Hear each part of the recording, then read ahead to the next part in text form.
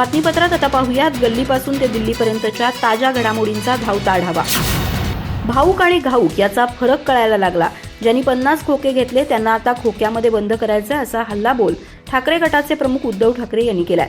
उपमुख्यमंत्री अजित पवार यांचे मावळ आणि पिंपरी चिंचवडमधील विश्वासू सहकारी संजोग वाघेरे यांनी ठाकरे गटात प्रवेश केलाय।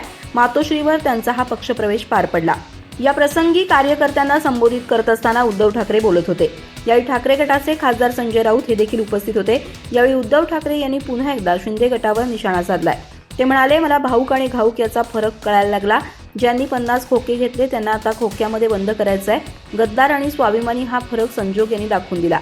जिथं सत्ता असते तिथं गर्दीचा ओघ असतो, पण इथं वेगळं आहे। मला तिकडं प्रचाराला यायची गरज नाही। आजचा भगवा तिकडे मावळमध्ये फडकला असं ठाकरे म्हणाले। तसंच पुढे बोलताना ते म्हणाले, हा मावळ मतदारसंघ वेगळा आहे। मी प्रचाराला तर येईलच। नरेंद्र मोदी यांचं कर्तृत्व 10 वर्ष पाहिलंय। होऊ दे चर्चा कार्यक्रम गावागावात सुरू करा। आता निवडणूक कशी जिंकायची हे मला सांगायची गरज नाही। जिथं शिवाजी महाराज जन्माला आले तिथं आता गद्दारी गाडायची असा हल्लाबोल उद्धव ठाकरेंनी केला। तर राम मंदिर सोहळ्यातील निमंत्रणावर बोलताना ते म्हणाले, मला अजूनपर्यंत कोणतंही निमंत्रण आलेलं नाही। रामलल्लाचं दर्शन घेण्यासाठी मला निमंत्रणाची गरज नाही। प्रभू श्रीराम हे सर्वांचेच आहेत। मात्र लोकार्पण सोहळ्याला राजकीय सोहळ्याचं स्वरूप दिलं जाऊ नये, कारण तो करोडो लोकांच्या आस्थेचा विषय आहे। तसंच राम मंदिराचा निर्णय हा कोर्टानं दिला, सरकारनं नव्हे असं म्हणत माझ्या मनात येईल तेव्हा मी अयोध्येला जाईल असं उद्धव ठाकरेंनी स्पष्ट केलंय। महाराष्ट्राच्या राजकारणात दररोज नाट्यमय घडामोडी घडतायत। शिवसेनेतील बंडानंतर उद्धव आणि राज ठाकरे एकत्र येण्याची चर्चा रंगली होती, पण आता त्याच्या अगदी उलट होताना दिसून येत आहे। मनसे प्रमुख राज ठाकरे आणि मुख्यमंत्री एकनाथ शिंदेंच्या नेतृत्वातील शिवसेनेत लवकरच युती होण्याची शक्यता आहे। राज आणि शिंदेंतील वाढत्या भेटीगाठींच्या पार्श्वभूमीवर मनसे नेत्यानं राज ठाकरे युती संबंधी मराठी माणसाच्या हिताचा योग्य तो निर्णय घेतील असं सूचक विधान केल्यामुळे याची शक्यता वाढली आहे। मनसे नेते संदीप देशपांडे यांनी मनसे आणि सत्ताधारी शिवसेनेत युती होण्याची शक्यता व्यक्त केली आहे। राजकारणात केव्हा काय होईल हे आज सांगता येत नाही। 2024च्या पोटात काय दडलंय हेही कुणाला माहिती नाही, पण या संबंधीचा जो काही निर्णय असेल तो राज ठाकरे योग्य वेळी घेतील। तो निर्णय महाराष्ट्र, हिंदुत्व आणि मराठी माणसाच्या हिताचा असेल यात शंका नाही। महाराष्ट्रातील प्रश्नांसाठी महाराष्ट्राचे 2 मोठे नेते एकमेकांना भेटत असतील तर त्यात वावगं काय? लवकरच लोकसभा आणि विधानसभेच्या निवडणुका आहेत। या भेटीत त्यावर चर्चा झाली असेल तर त्यात चुकीचं काहीच नाही असं संदीप देशपांडे यांनी म्हटलंय। राज ठाकरे यांच्याकडे बाळासाहेबांच्या विचारांचा वारसा आहे। काही लोकांकडे वास्तूचा वारसा असेल, पण राज यांच्याकडे विचारांचा वारसा आहे। बाळासाहेबांचे विचार, त्यांची महाराष्ट्राविषयीची स्वप्न, त्यांची हिंदुत्वाची कास राज ठाकरे यांच्याकडे आहे। त्यांचे विचारही सर्व जनतेला आपलेसे वाटतात। कोणतंही राजकारण करताना मराठी माणसाला किंवा हिंदुत्वाला यश मिळालं पाहिजे हे धोरण असलं पाहिजे असंही संदीप देशपांडे यावेळी बोलताना म्हणाले। उपमुख्यमंत्री देवेंद्र फडणवीस यांना जालन्यात काळे झेंडे दाखवण्यात आल्याची घटना घडली आहे। फडणवीस हे जालनाकडे जात असताना बदनापूरमध्ये त्यांना काळे झेंडे दाखवण्यात आले। यावेळी फडणवीस गो बॅकच्या घोषणा देखील देण्यात आल्या। डोंगरगावमधील मराठा आंदोलक विष्णू रावसाहेब घनगावणे यांनी ही घोषणाबाजी केली। आज जालना ते मुंबई या मराठवाड्यातील पहिल्या वंदे भारत ट्रेनचं उद्घाटन झालं। यावेळी खबरदारी म्हणून पोलिसांनी आंदोलन न करण्याच्या सूचना केल्या होत्या। तसंच मराठा आंदोलक काळे झेंडे दाखवण्याचा प्रयत्न करतील म्हणून बुटेगाव येथील सरपंच दत्ता गवारे यांना ताब्यात घेऊन पोलीस ठाण्यात आणून ठेवण्यात आलं होतं। मात्र तरीही त्यांना काळे झेंडे दाखवण्यात आल्याची घटना घडली आहे। नियोजित कार्यक्रमानुसार उपमुख्यमंत्री नारायण कुचे यांनी आयोजित केलेल्या रामकथा आणि अखंड हरिनाम सप्ताहाला भेट देऊन जालनाकडे जात असताना बदनापूर येथील बस स्थानक परिसरात या तरुणानं फडणवीस यांच्या ताफ्यासमोर येऊन काळे झेंडे दाखवत जोरदार घोषणाबाजी केली। त्यानंतर बंदोबस्तावर असलेल्या महिला पोलीस कर्मचाऱ्यांनी त्याला ओढून वाहनांच्या ताफ्याला जागा करून दिल्यामुळे उपमुख्यमंत्र्यांचा ताफा जालन्याकडे जाऊ शकला। आज जालना ते मुंबई या वंदे भारत एक्सप्रेसचं उद्घाटन झालंय। या नव्या वंदे भारत एक्सप्रेसमुळे मराठवाड्यातून मुंबईपर्यंतचा प्रवास सुखकर होणार आहे। पंतप्रधान नरेंद्र मोदी यांनी ऑनलाईन पद्धतीने उपस्थित राहून वंदे भारत एक्सप्रेसला हिरवा झेंडा दाखवला।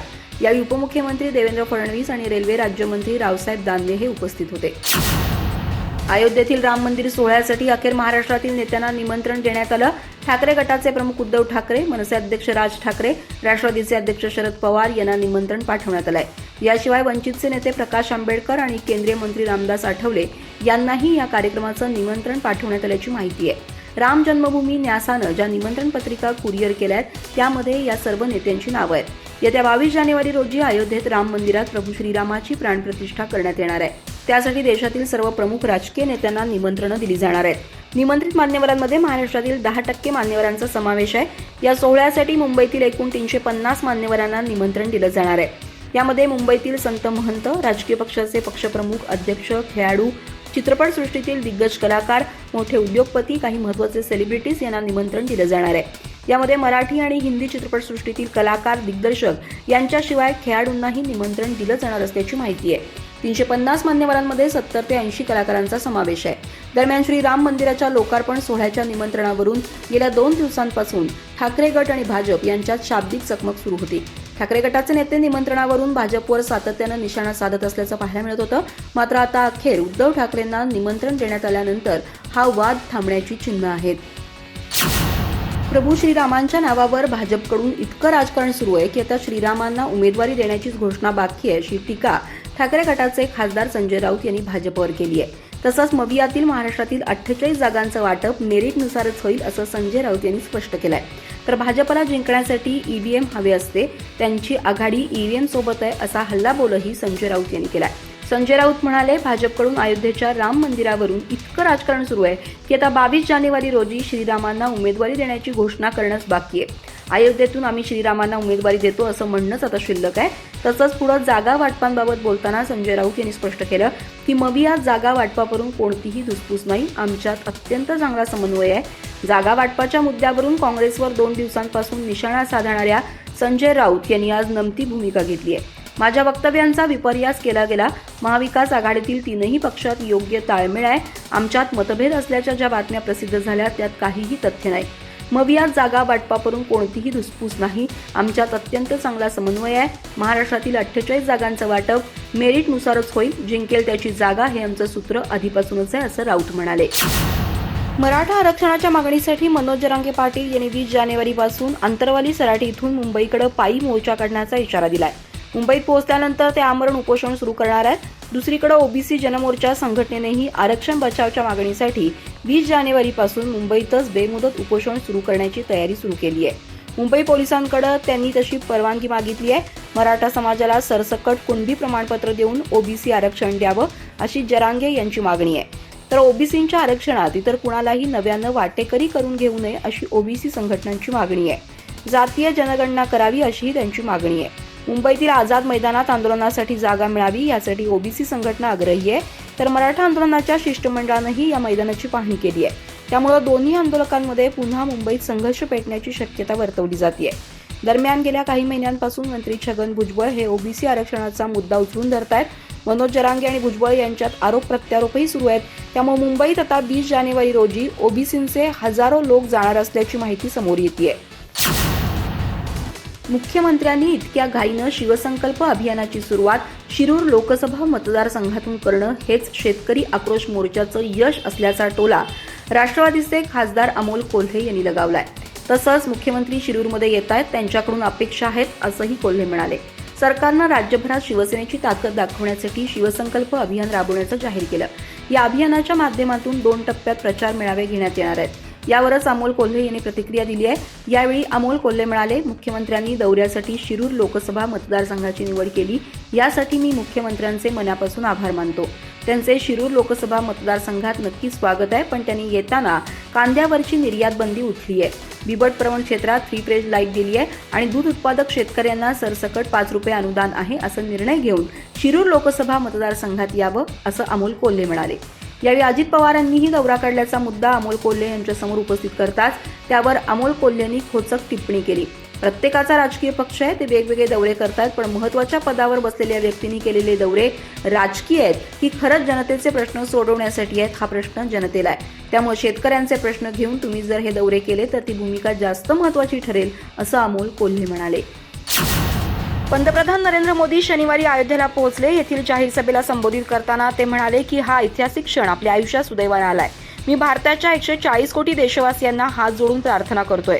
22 जानेवारीला जेव्हा प्रभू राम अयोध्येत विराजमान होतील तेव्हा रामज्योती प्रज्वलित करा, दिवाळी साजरी करा. 22 जानेवारीला सर्वांना अयोध्येत येणं शक्य नाही.